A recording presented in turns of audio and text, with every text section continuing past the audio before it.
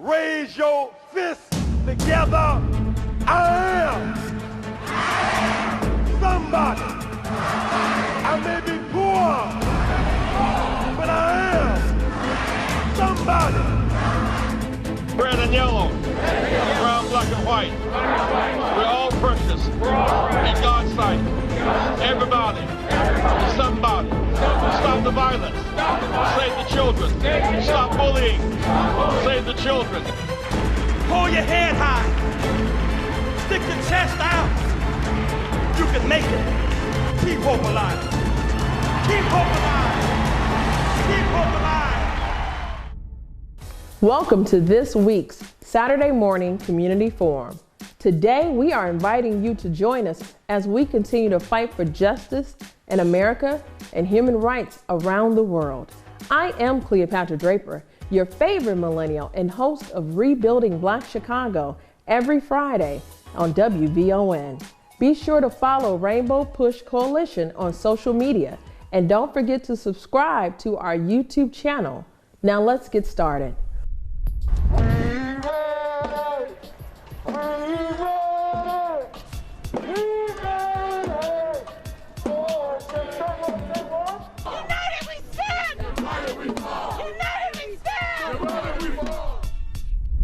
On Friday, a Wisconsin jury found Kyle Rittenhouse not guilty in the fatal shooting of two men during protests in Kenosha, Wisconsin last year.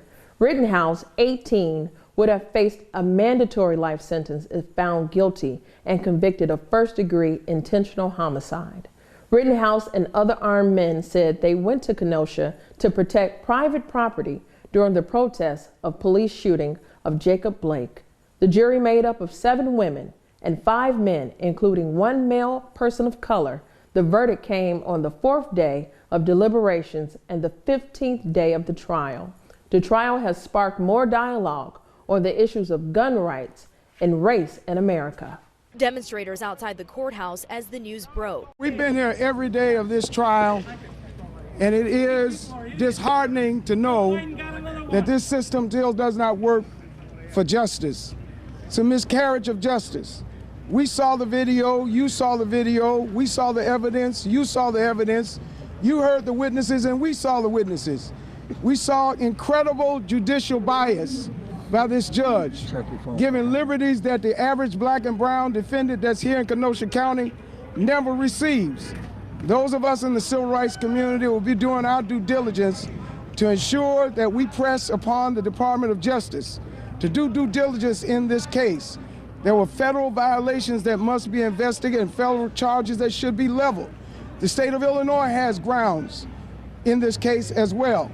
We're not satisfied, and not that civil rights or social justice rested on this conviction, but these jurors saw a different America than we see every day, than we saw in the evidence.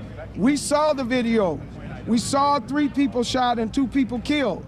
We are a land of laws, and when we abandon those laws to try to sanitize and humanize people for political reasons, we create a system that is not right for everybody. This case should have never been about black and white. It should have been about what's right and wrong.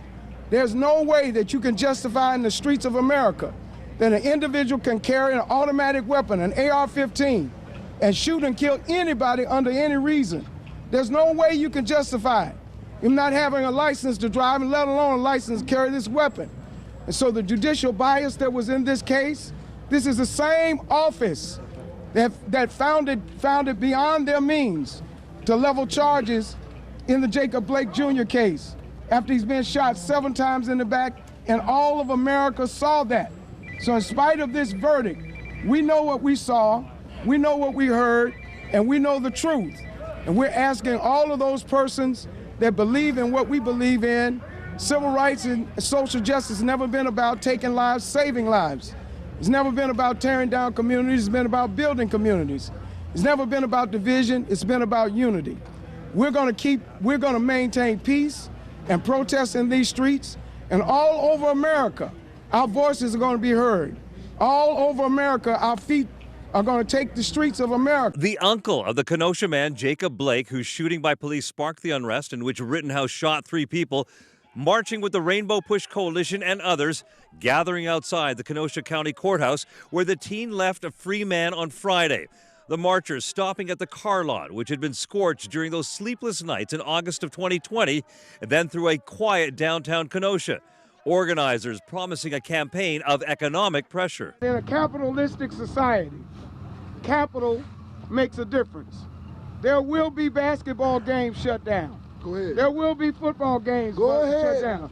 There will be disruption, economic disruption behind this. There's not a fight that the Blake family doesn't want to be in around this country to help get African Americans what's overdue. Mr. Kyle, the world will be his prison. We go, people say that's the guy that killed 2 people. The church killed people. His children, his grandchildren, grandpa killed 2 people. So he'll have the burden of this on his conscience for a long time. We have a need to have a Department of Justice. And the silence about the Department of Justice is much too great.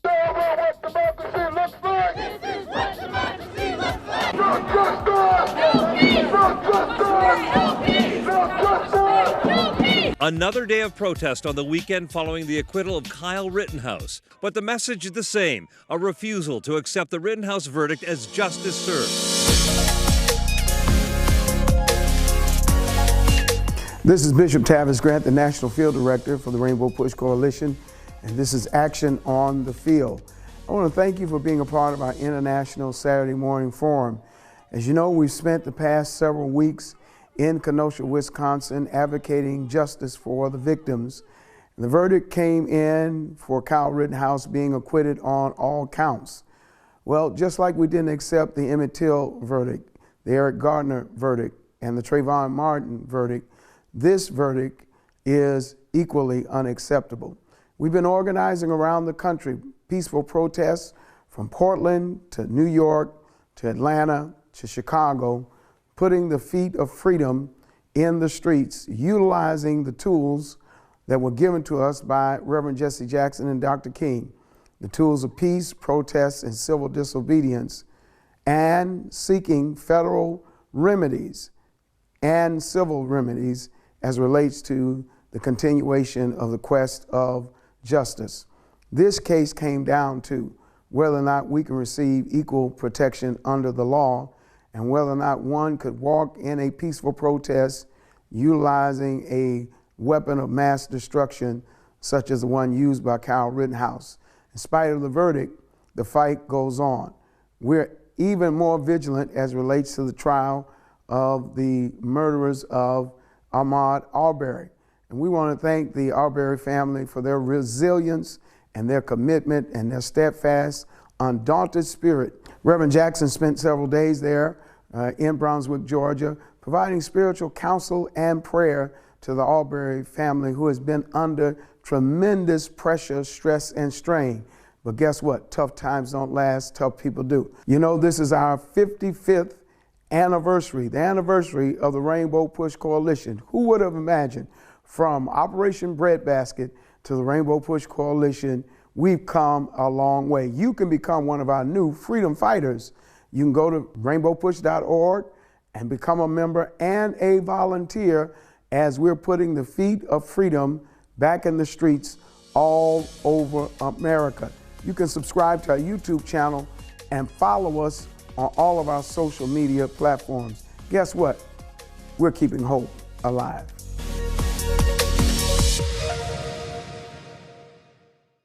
Rainbow Push hosted a virtual town hall calling for justice for Jelani Day. The 25-year-old graduate student had been living in Bloomington, Illinois, where he had aspired to be a doctor. On August 26, his abandoned car was found in Peru, Illinois, about an hour north of Bloomington. His body was later found in the Illinois River.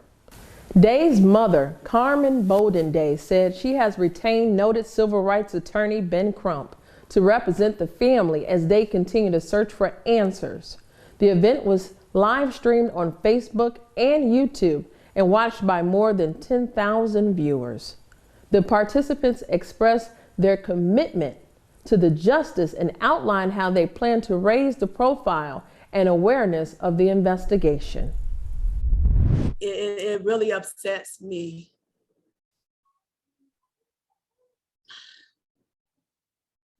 to talk about the condition of my son's body. However, I just need everybody to be aware and to understand, not just because this was my son, but because that this could have been any of your children, how important it is and what of an urgency it is that nobody has to go through this again. So as you all know, on Monday, August the 23rd, that was my last time speaking to my son. On Wednesday, August the 25th, I received a phone call that my son was missing. On August the 26th, on August 25th, when I received that phone call, that night, I also reported Jelani missing. On August the 26th, I had spoken with the professor or the clinical director that sent the officers to my home. She had given me her timeline and her last contact with Jelani. She helped me on that day to, I wasn't in Bloomington that morning. So she contacted someone from the police department, and that is how a detective was assigned to my case for Jelani. Also on that day, Jelani's car was discovered in Peru. Now, for anyone that doesn't know, Peru is a sundown town. If you look up or Google the sundown towns in Illinois, Peru, Illinois is one of those. And a sundown town is an all-white municipality or neighborhood in the US that practice a form of racism or racial segregation. And we all know through history that if you are a person of color, you should not be found in a sundown town when the sun goes down. Now, my son had no connections to Peru. He didn't know anybody in Peru. He did not grow up in Peru. They had a search team that was supposed to have searched that wooded area where Jelani's car was found. Please keep in mind that all of this occurred at 4:20 in the afternoon. At 4:30, I was given a phone call asking if I knew if my son had any connection to Peru, but I did not find out that they found my son's car until after 8:30 that night. So when I received that phone call at 4:30, the police already knew that they had found Jelani's car.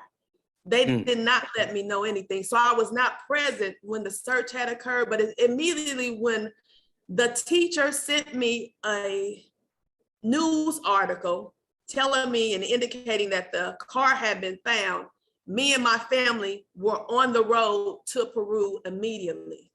When I got to Peru, Illinois that night, Jelani's car was in that wooded area. And as I've told you all who accompanied us on that march, see it for yourself. My son did not park his car in that wooded area. It was on August 27th that I posted a post on social media to let everybody know I had no idea as to what I was doing, but I needed all of your assistance to help me. And again, I thank everybody that came out to help us. We searched for Jelani on the 27th. We searched for Jelani in Bloomington on the 28th. Jelani didn't walk to that river. So that was on August 20. That was in September when they found his wallet. When they found his wallet. On that day, during that week, I had friends, I had people in social media that I did not know that were calling search companies to help assist us to find Jelani, because I did not know where my son was. Illinois Search and Rescue was one of those search teams that we contacted, and they contacted Peru Police Department. On that day, Brad Jones had told me that he was going to have a phone call with them to see about them organizing a search. That search took place on September 4th. During this search on September 4th, that's when this body was discovered. They explained to me and my family that this body, they were not telling us that this was Jelani. This body was severely decomposed and was found face down in that river. That this body was missing its upper and lower teeth. That it was a possibility that this body would not be able to be identified by the dental because of the decomposition of the body. That is why we were instructed that we were going to have to do a DNA. And they told me that they would be taking a tibia bone from Jelani's body, and that they would need a DNA from myself, his father, and one of his siblings. That DNA was taken from us. We gave that DNA to the state police on that following Monday. I contacted the coroner on September the 8th. He did not answer. I left a message. I contacted him again on September 10th. He did not answer. He did not return a call. I contacted him on September 12th. He did not answer. He did not return a call. I did not speak on September. I was told by the former attorney that I had that the chemical that was needed to process the DNA, the state lab did not have. We will not know until September 15th if they would have access to this chemical, because the chemical was on back order. So on September 16th, when I contacted the coroner again, and on this day is the day that I spoke to him, and I asked him why I hadn't heard from him, why hadn't I received a phone call back, and had he, in fact, received my messages about the dental records, and had he retrieved them. His response to me was, he was sorry that he hadn't gotten back to me. His phone had been giving him trouble. He had had his phone at Verizon, and he had not yet ordered any dental records. So this was 8 days from September 8th, from the time I contacted him to September 16th, there had not been any dental records requested for my son. Fast forward this, by this time I had then been reaching out to media and anybody who would listen to me. At this time, during this time, I watched the news and I seen that Gabby Petito was missing. I seen that Gabby Petito's mother and her father had gotten the assistance of the Federal Bureau of Investigations to help find their daughter. They had Gabby Petito on every social media outlet, on every news channel, in every newspaper. But Jelani was missing, and you did not know about Jelani, and nobody was looking for Jelani. I didn't know if that body that they had was my son. And for me, all I knew is that my son was still out there and we still needed to find him. I received a call on September 22nd, first from the Peru Police Department, asking me if I would look at my email to identify some clothing that had been found the day before by 2 white girls. And they identified these girls as 2 white girls that were ISU students that were bored and were wanting to know how they could help find out what happened to Jelani. They found this clothing. That clothing that they found it on the riverbank. The riverbank in which they found the clothing was 1.5 miles away from where the body was found on September 4th. So these clothing that were found on September 22nd was found 1.5 miles up the river from the body that was found on September 4th. When I asked, why wasn't the area searched where the clothes were found? I was not given an answer on that day. The shirt and the shorts, those were his clothing. And again, I posed the question, how could they not find the clothing on the same day that they found the body?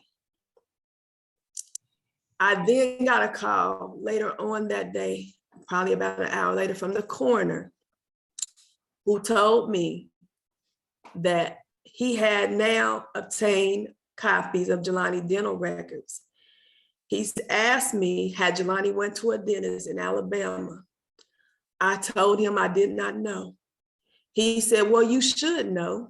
It's on your insurance. I said, well, I do not know. He could have. He said, your insurance is Delta Dental. These are the records that we have. We will bring an odontologist that will work late into the night to identify these dentals as your son, if these are your sons. And I said, whoa, wait a minute. Why are we looking at dental records when you just told me that this body had to be positively identified by DNA? And he said to me, either you want to know this is your son or you don't. And at that time, when he was on the phone with me, I had my former lawyer on the phone with me and the investigator. And that lawyer spoke up for me then, and she said to him, and excuse my language, but I'm going to be very frank. She said, who in the F do you think you're talking to like that? This lady has lost her son. He still was screaming in the phone. He thought he was still talking to me. They read the preliminary autopsy findings to us, and they identified this body as my son by the dental records, but they also identified this as my son by DNA. At that time, I'm confused because they didn't have the chemical. And if they did obtain the chemical, it was supposed to take a month or more for them to get all the findings back, because this had to be going under some kind of it had to go through some kind of process. And that process was supposed to take a month. And, but they knew within 24 hours by the DNA that this was my son. And I asked him about the FBI involvement, because he said to me that the FBI was involved and he had been in contact with them. I asked him who was his point of contact.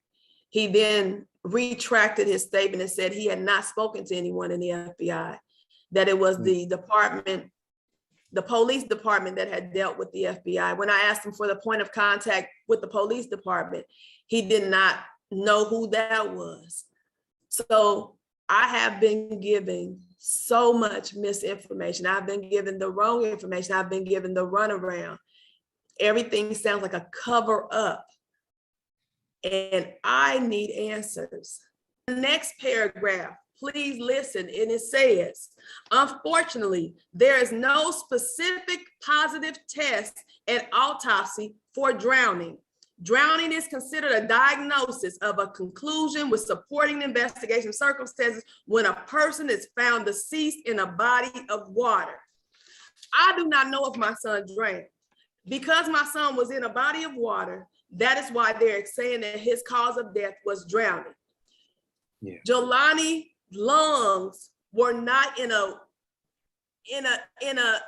suitable way to be even examined to indicate that there was water in him, that he drowned. I don't know what happened to my son. I do know this. He did not do it to himself. He did not commit suicide. Somebody did this to my son. Somebody knows something, and somebody is listening to me tonight, and I need you to know that we are coming for you, because somebody needs to say something. Jelani did not kill himself. Jelani did not do this to himself. I just want you all to remember that this could have been your son. It could have been your nephew, your brother, your cousin, your grandson. And treat him as such, because we are not exempt. I never thought I would be sitting in this seat. I never thought this would be happening to me. I never thought that I would be having to go through this, but here I am. God chose us for this season, for some reason. I don't understand it, but I do know this: it will not be in vain.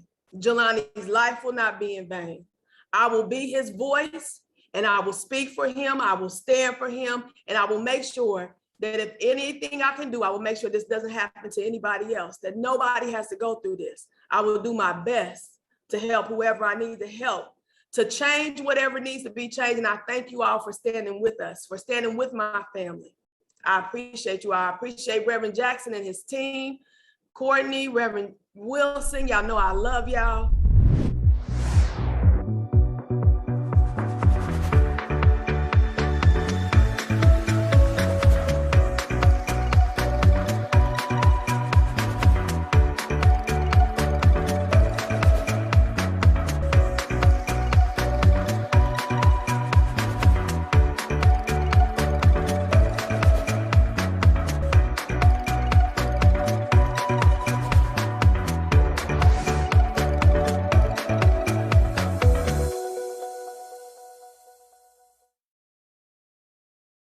Today, we want to just pause on this day of Thanksgiving and remind ourselves there's so many families who are struggling with grief. This has been a season of major transitions in families all across the world. But in our own family, I just want to say to each of you, Betty Magnus is one of our founding members. She has lost a number of close family members during this season of COVID this year. And so we just want Betty to know that we love her. We're praying for her. We're praying for her family. Betty's the one that does resolutions and tributes for everyone that loses a loved one, or whether she knows them or not. And so Betty, we just want you to know that even though this Thanksgiving is difficult for you, God is with you. Also, we wanted you to know that we are sharing resources that we have. Reverend Jackson has been able to obtain donations from Gibson's, one of the best restaurants in the city of Chicago. Gibson has donated 400 meals to feed needy families, families that are insecure, veterans, and seniors. These are Chicago Alumni Chapter, Kappa Alpha Psi. We're at Operation Push to deliver dinners for the needy. How you doing? How you all? Good. Thanksgiving. On Thanksgiving Day, we had students from Hampton University, members of Alpha Kappa Alpha Sorority Incorporated, and the Black social workers, and Jack and Jill, who volunteered to help distribute these meals across the city of Chicago, Westside Justice Center, 4th Ward residents, to veterans who have returned home but have not been able to gain sustainable income for their families. And so we thank Reverend Jackson for his vision. We thank Gibson's Restaurant for the donation. I want to express my thanks to the AKAs for during service and the development across the years. They've always been there, trying to send children to college. Most tours, Thanksgiving, they're always here, so I want to thank them. Hi everyone, we are all members of Alpha Kappa Alpha Sorority Incorporated. And we encourage you to join the movement and volunteer at Rainbow Push.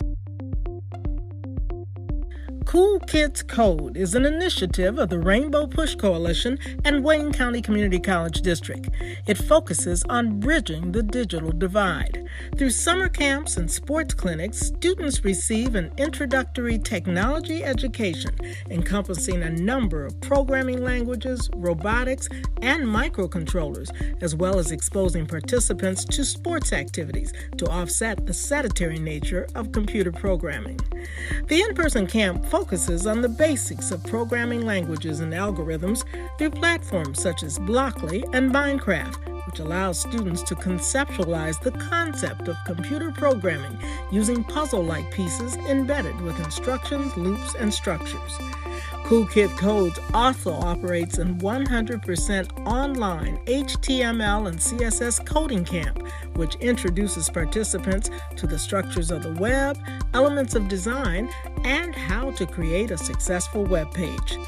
Thanks to Rainbow Push and WCCCD, Cool Kids Codes serves nearly 300 students every year, giving them a solid technical foundation for the job opportunities of the future. Good morning, Push family. It's always good to be with you, especially on this week of Thanksgiving. And I wanted to especially talk about what we've done in Concordia Place Apartments. You know that we've been dealing with this apartment complex on the far south side since February of 2021. And I'm grateful that this past Tuesday, just prior to Thanksgiving, we were able to partner with Pete's Fresh Market. Thanks to a lot of contributors and supporters, namely Congresswoman Robin Kelly, who represents that district, or that neighborhood rather, in Illinois' 2nd Congressional District in the United States Congress. She was very supportive and very active in making that a very possible reality. On Tuesday, we distributed 120 turkeys and 150 whole chickens to the residents of Concordia Place Apartments. They were very grateful, of course, with the prices of food going up sky high, as we have seen. Many of us have gone shopping and we've seen the inflation this year. We were grateful to give those residents free turkeys and free chickens on this past Tuesday. And so we're grateful for that. Rainbow Push, Capital Realty, we thank you for doing that. But I want to talk to you all about December the 18th. Now, we know December is our anniversary month. 55 years ago in 1966, Dr. King appointed Reverend Jackson to head Operation Breadbasket here in Chicago. Well, we're still here, we're still in the same spot, and we're still doing the work of Dr. King. And I want all of the students who see this, who will be here in Chicago on December the 18th. That's a Saturday, December the 18th at 9 a.m. That's going to be Student Day at Rainbow Push Coalition. I want every single student that sees this, every single higher education institution that sees this, to send a delegation of students to Rainbow Push on that day. We're highlighting student activism. We're highlighting the student action plan of Rainbow Push. We're highlighting a student action panel that's going to take place live here in our auditorium. I want you to be a part of this. I want your school to be a part of this. You should email me at cbarnes, CBARNES@rainbowpush.org, and let me know that your school is coming, your delegation is coming, that you're sending a bus on Saturday, December the 18th at 9 a.m. I want you to be here, and let's lift up students, and let's lift up this movement, and let's always continue to keep hope alive. We're excited to get more people involved in Rainbow Push, supporting the programs of Push for Excellence and the Citizenship Education Fund. If you're interested in impacting public policies, if you believe in the scholarships that we give to thousands of students each and every year, you can become a policymaker by becoming a member of Rainbow Push right now. For an annual membership of $35, or if you're a student or senior, $15, you can help us make a difference in the lives of millions. How do you become a member? Visit our website at rainbowpush.org and press join. Or maybe you'd like to support us. You can text the word PUSH, that's P-U-S-H, to 41444 on your cell phone, and you can give any amount you feel comfortable giving. You can also call us at 773-256-2775, or go to rainbowpush.org and push donate. Wherever you are, you can support us as we keep pushing for you. We're now in the process of drawing maps. What does that mean? They're drawing political boundaries, which will define whether an alderman or city councilman, who gets elected, and how many, what the geographic area will be that they are running in. So it means your wards may change, your city council districts may change based on how they draw the lines. Now, many people are drawing the lines not so that they will have fair and equitable representation in the city council or in the state legislature or in the county board of commissioners. They're drawing lines to fit who they want to get elected, and you and I are not even included in the discussion. So what do? Start asking your city councilman, let's see the map that you're drawing. I want to know what that means, what communities are in your map. In the city of Chicago, we have 77 community areas. We want to know how you're putting them together to form a ward. How many people are in the ward? You have to ask these questions of the incumbent alderman because they're drawing the lines. State representatives and state senators are similarly drawing lines at the state level. Why do you care about these lines? Because it determines how money will flow from the United States government down to the state, to the county, and to the city. It determines how schools will be funded. It determines how much money will be going for preschool education, how much money will be allocated to certain districts for school lunches and school breakfasts. It determines how money is allocated in congressional districts. If you look at the congressional districts, it says that African Americans are about to lose in Illinois and other states, losing a congressperson. Well, what does that mean? We then don't have the requisite votes we need to make sure that our issues get passed. And we will then find ourselves getting less and less and less. So in Illinois, we're looking at the state legislature.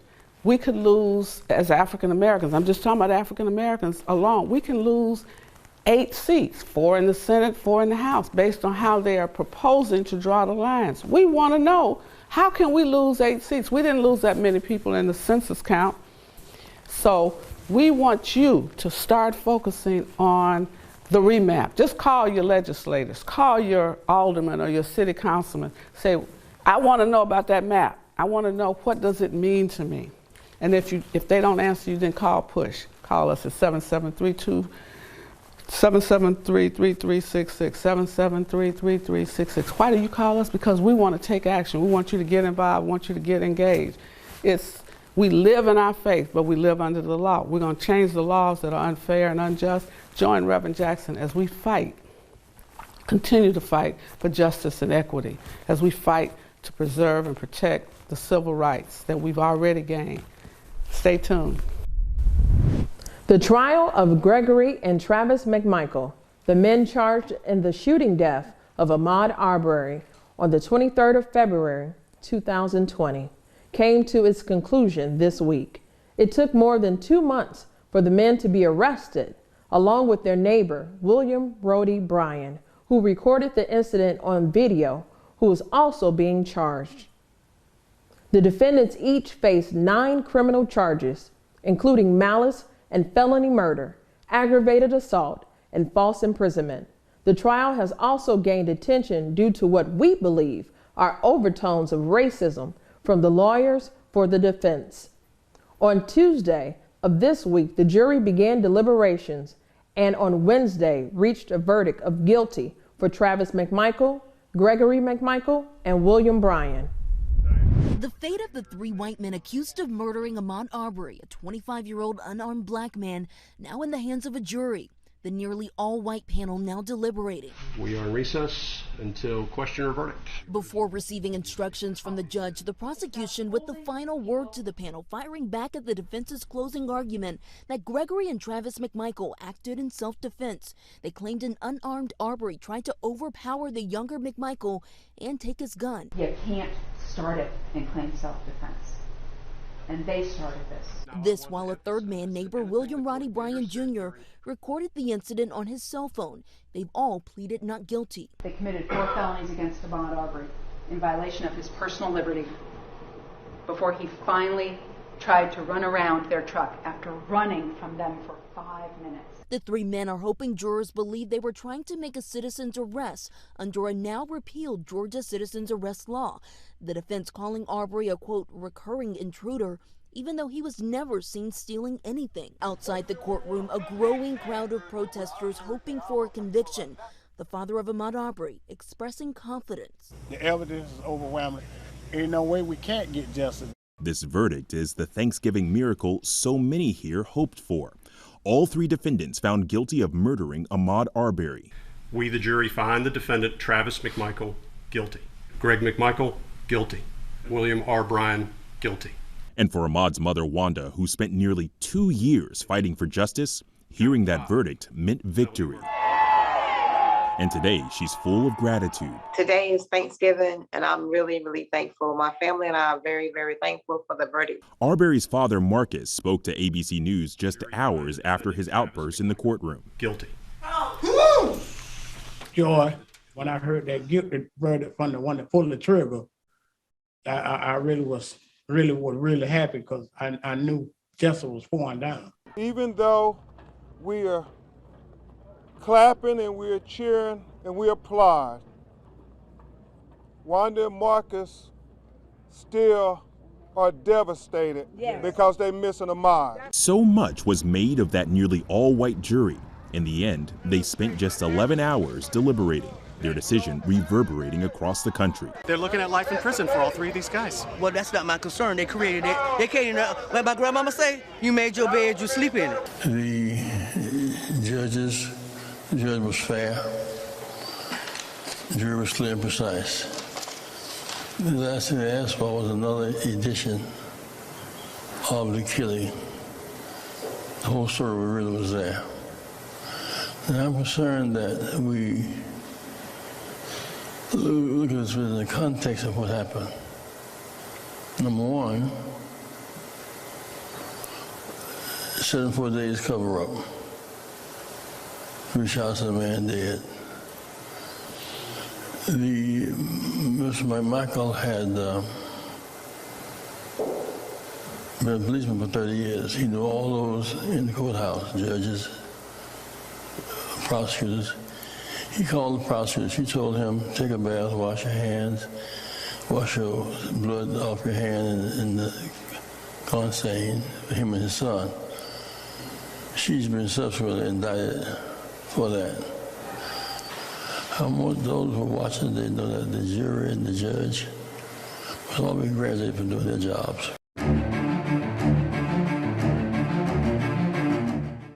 Happy Thanksgiving. I'm Todd Yeary, and this is Due Process coming to you from Tybee Island, Georgia. In Oklahoma City, Oklahoma, Governor Kevin Stitt granted clemency to Julius Jones just hours before his scheduled execution by lethal injection. The decision came after the Oklahoma Pardon and Parole Board twice recommended clemency for Jones by a 3-1 vote. While the clemency order fell well short of the recommendation from the parole board, sparing Julius Jones's life was but an important next step in addressing the concerns about Julius's trial. I, along with a member of our staff, Johnny Savory, who himself has been wrongfully convicted and imprisoned, went to the Oklahoma State Capitol building on behalf of Reverend Jackson and the Rainbow Push Coalition to lend our voices to the multiracial international chorus of those demanding justice for Julius. After spending time with supporters and members of the Jones family, our focus now turns to the next steps in the arduous process to see Julius Jones finally get justice by demanding a new trial and asking the courts to throw out Julius's conviction. Meanwhile, in Kenosha, Wisconsin, disappointment and frustration abound as a jury acquitted Kyle Rittenhouse of all charges stemming from his killing of 2 men and maiming another during public protest after the public shooting by police of Jacob Blake Jr.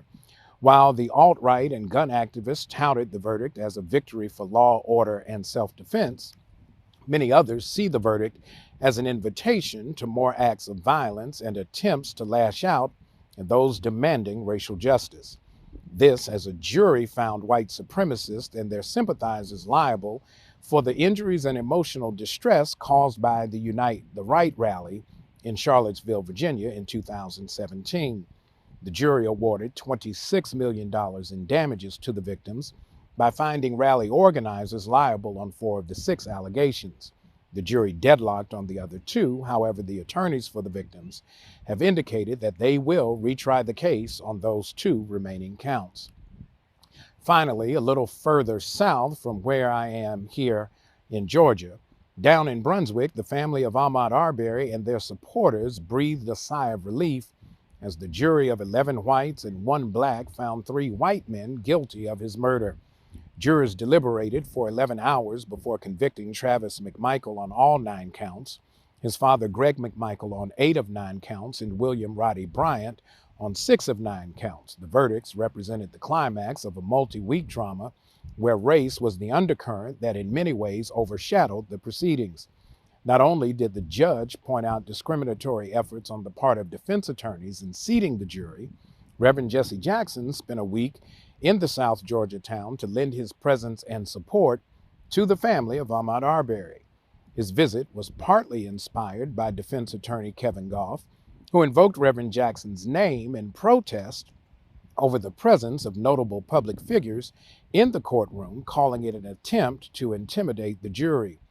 While initially raising the objection in response to the presence of Reverend Al Sharpton earlier, Goff renewed his objection upon the arrival of Reverend Jackson, to which Judge Timothy Walmsley chastised Mr. Goff for attempting to inject a perspective into the trial which was not evident.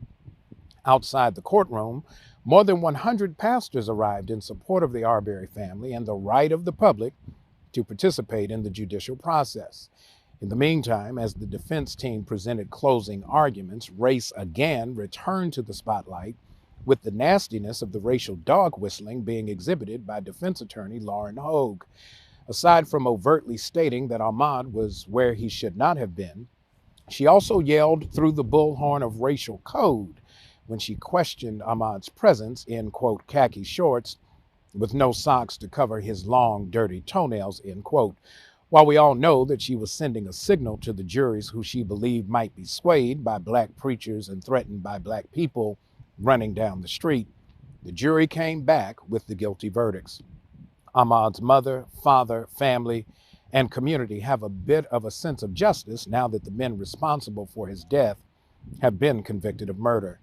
Next will be the federal hate crime trial for all 3 men, which could mean additional prison time.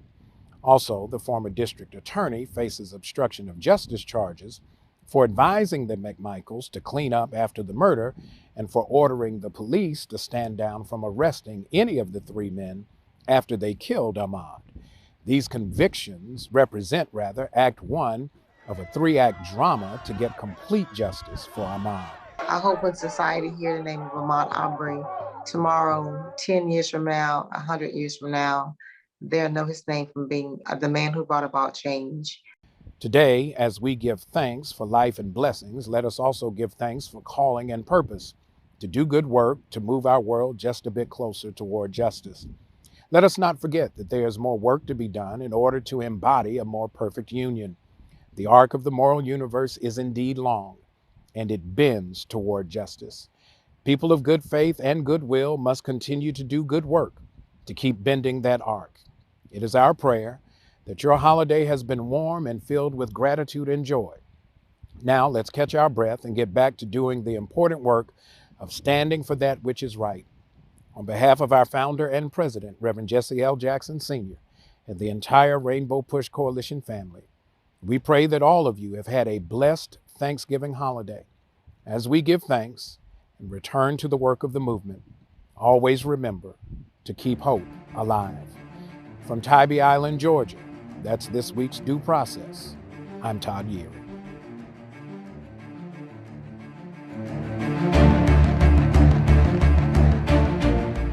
Glad you took the time to watch the work of Reverend Jesse Jackson Sr.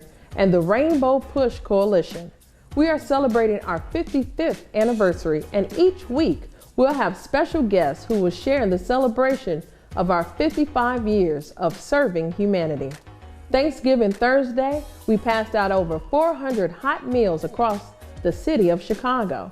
Reverend Jackson and the Rainbow Push Coalition are always in the neighborhood serving you. On Giving Tuesday, November 30th, be sure to keep hope alive by becoming a partner and donating to the Rainbow Push Coalition. Fighting for you is what we do.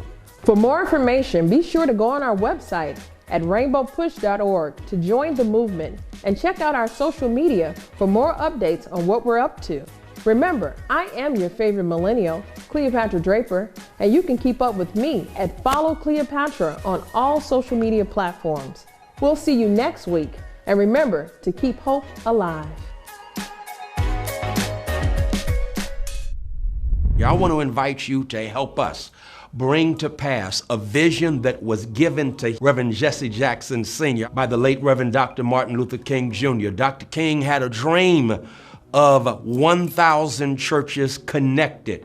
We got, 50 major markets. If we have 20 churches in those 50 major markets that would basically say, I'm going to connect with Rainbow Push. And in connecting with Rainbow Push, we'll do it on several levels. We'll do it by way of offering our financial support to Rainbow Push. I've already sent a check both to Reverend Jackson and to Rainbow Push because it's definitely necessary at this time that we understand the need to utilize our prophetic witness in an empowered fashion. I often say that while the Republicans are playing a game of power chess, the Democrats are trying to learn how to play checkers. Listen, we preach about power. We talk about power.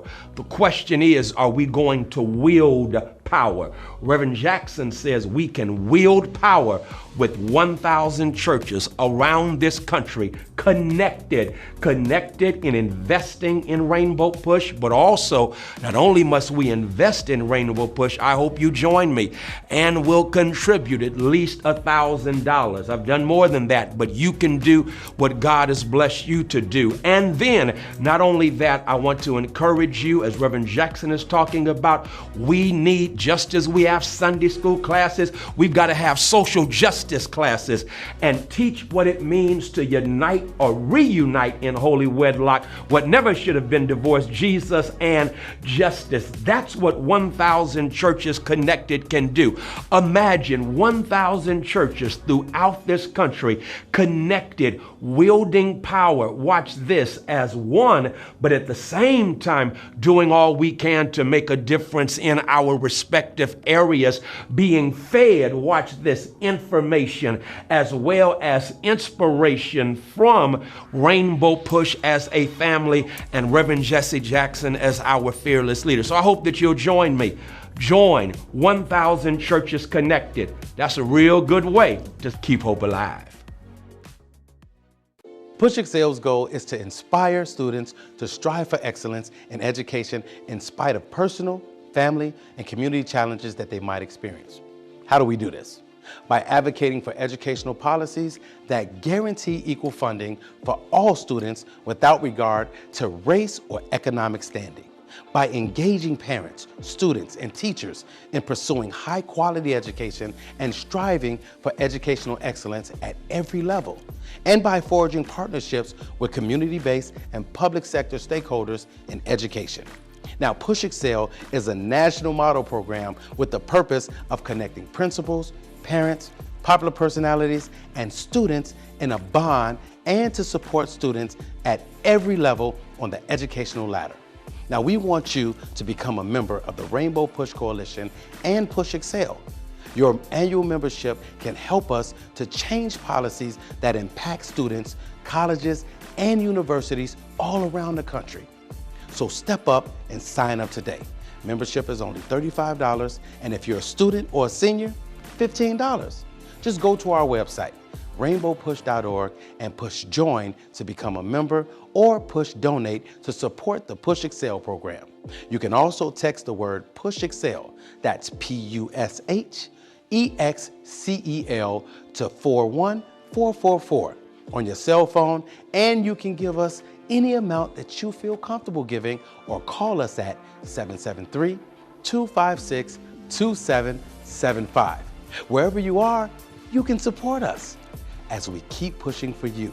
And remember to keep hope alive.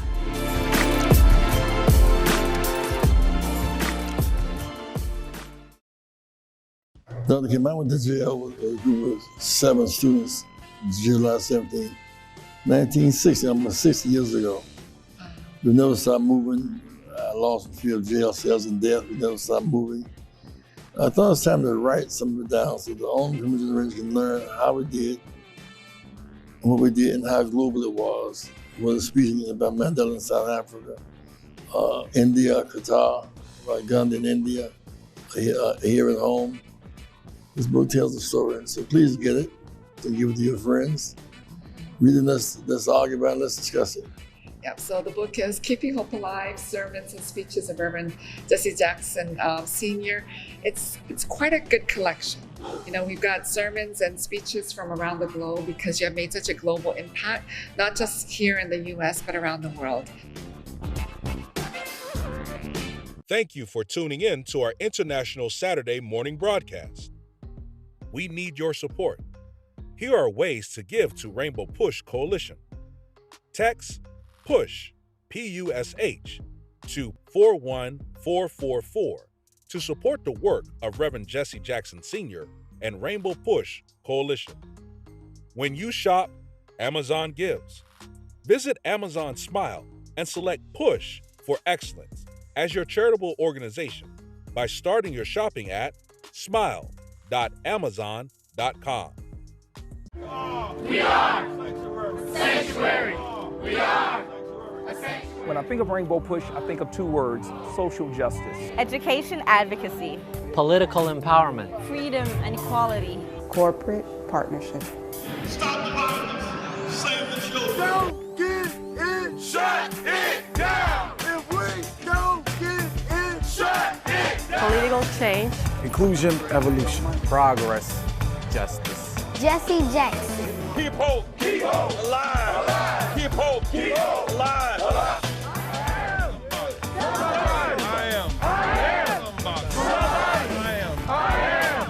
Somebody protect me. Protect me. Never neglect me. Never neglect me.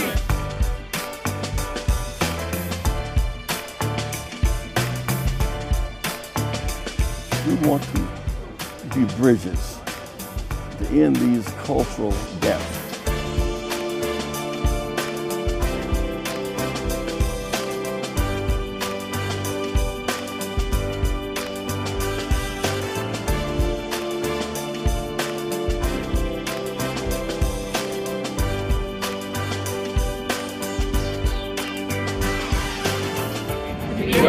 We're going forward by hope, not backwards, by fear.